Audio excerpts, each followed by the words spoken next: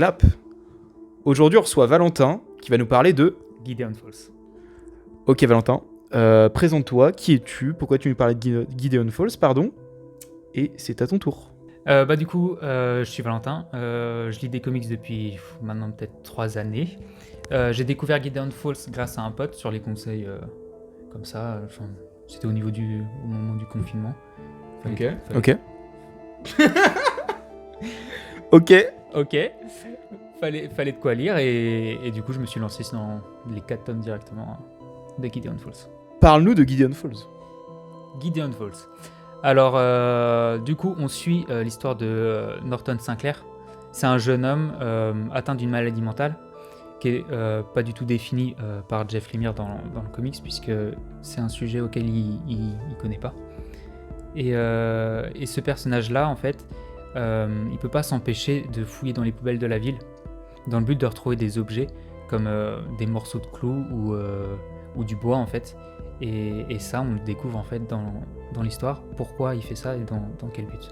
Ok, d'accord. Mais je crois que c'est un vrai symptôme en psychologie. Normalement, les gens qui accumulent comme ça, c'est un nom, je sais plus exactement. Peut-être, mais C'est des gens qui accumulent en gros des poubelles ou tout ce qu'ils ramassent dans la rue en fait. peut-être, mais Jeff Lemire a été très insistant là-dessus où directement, dès d'entrée de jeu, il a dit « Moi, je m'y connais pas du tout.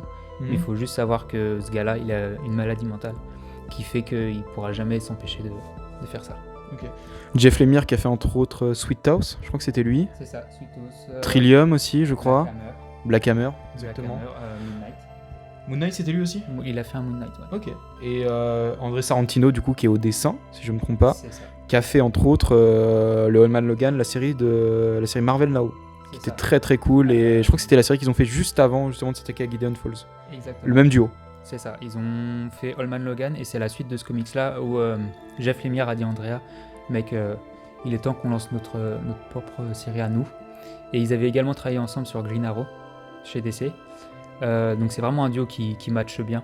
Ils se connaissent très bien. Leur style, les scénarios de Jeff Lemire collent énormément au dessin de Andrea. Jeff Lemire, il adore parler en fait des personnages qui ont un peu un souci mental, une difficulté. Ouais, c'est ce qu'on retrouve un petit peu avec Wolverine, un peu, entre autres. Moon Knight, beaucoup, c'est vrai. Beaucoup de personnages parce que il se sert en fait du comics pour extérioriser un peu ses peurs et c'est ce que tu retrouves du coup dans Gideon Falls. Et il en parle ouvertement que c'est vraiment un comics qui l'a aidé, qui s'est beaucoup inspiré du coup de sa jeunesse. Il avait 20 ans quand il a créé le personnage de Norton Sinclair à ce moment-là. Et qui est le héros principal de Gideon Falls, entre autres. Ouais, le personnage principal. Et ouais, ça l'a beaucoup aidé à ce moment-là parce que ce que Norton Sinclair ressent en fait, c'est ce que lui ressentait à l'âge quand il avait 20 ans en fait. Ok, d'accord. Donc c'est un petit peu son moyen, sa forme d'exorciser ses démons en fait. C'est ça, exactement. C'est un peu cette idée-là. C'est le comics pour lui, ça a toujours été le moyen de se soulager de quelques peurs encore. Ok. Pourquoi ça t'a plu Gideon Falls? Série d'horreur déjà. J'avais pas lu d'horreur au niveau du comics parce que c'est un média difficile pour ce genre d'histoire en fait. C'est vrai qu'on n'a pas énormément de monde au niveau de l'horreur. À part au niveau de manga, on a Junji Ito qui est vraiment connu pour ça. On a après les grands classiques en roman, Lovecraft, Baudelaire. Non, pas Baudelaire. Edgar Allan Poe qui a fait beaucoup d'horreur, mais ça c'est plus l'aspect roman. En comics, on a qui d'autre?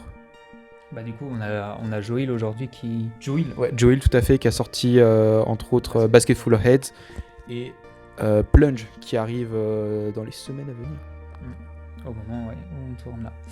Et ouais, donc niveau horreur, c'est difficile à retranscrire dans des pages. T'as besoin d'un bon dessinateur, t'as besoin d'un scénario qui tient. Et sans musique, sans plan, c'est très difficile d'avoir une horreur tangible. De canaliser l'horreur vraiment que sur le papier. Exactement. Et c'est là où Gideon Falls c'est très fort, c'est que t'as l'impression en fait de lire un film limite. Andrea Sorrentino innove complètement au niveau du dessin, c'est quelque chose qui est limite, j'ai jamais vu ce qu'il fait. Il te fait vraiment des doubles pages, des planches. La structure en fait du dessin est faite pour nous mettre dans la confusion, dans la tension, et on sent un inconfort total en fait en lisant ça. Et c'est ce qui fait la réussite de Gideon Falls. Est-ce que tu as une planche que tu aimerais nous montrer ou une création, tout simplement, une création sur une des pages? Bah déjà, de toute façon, le tome 1, c'est quasi que ça. Ouais, pour l'avoir lu, c'est quelque chose de vraiment très déstructuré au niveau des pages. C'est plus du tout, on n'est plus vraiment sur du comics, de la BD, on n'a plus une case, une idée ou un dialogue. On est vraiment sur des pages complètement déstructurées où ils vont pas hésiter à faire des ronds, des ovales, ça va partir dans tous les sens. On va vraiment rentrer dans la psyché des personnages en fait. C'est exactement ça. C'est comme celle-ci, ouais. C'est là où Andrea Sorrentino et Jeff Lemire ont été très forts. C'est que leur but, c'est vraiment que notre œil en fait se perd dans le dessin. On sait plus trop regarder, on sait plus trop l'objectif. Et c'est là où la confusion arrive. Et c'est le but recherché en fait par Jeff Lemire et Andrea. Et quand on créer un malaise, sûrement. C'est ça, exactement. Est-ce que tu peux nous parler de la Grange Noire, la fameuse Grange Noire? Ou est-ce que ça serait du spoil? Elle est introduite quand même. Cette page-là, horrible. c'est sûrement une des pages où vraiment j'étais pas très bien, pas très à l'aise. C'est la Grange Noire, c'est l'une des... c'est le lieu qui cristallise l'histoire, entre autres. Exactement, c'est ça. Et du coup, c'est ce qui va lier également l'histoire à un autre personnage qu'on suit parallèlement à Norton Sinclair, qui est le père Wilfred, qui lui est tout fraîchement arrivé dans la mystérieuse ville de Gideon Falls. Et on va suivre du coup son parcours, et on va vraiment découvrir que la ville a un passé, et il lui arrive quand même quelques couilles quand même.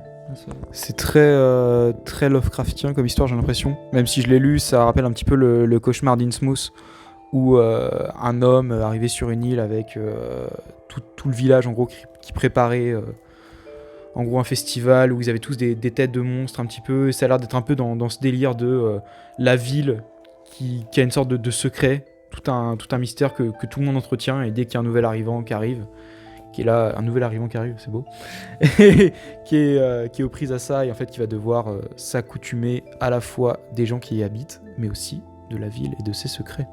C'est ça.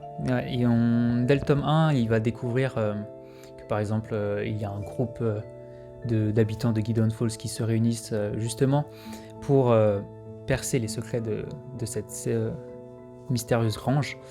Et c'est vraiment...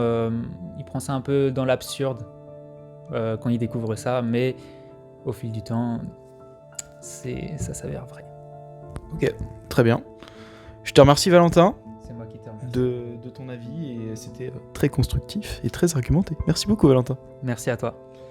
Merci à tous, on se retrouve bientôt.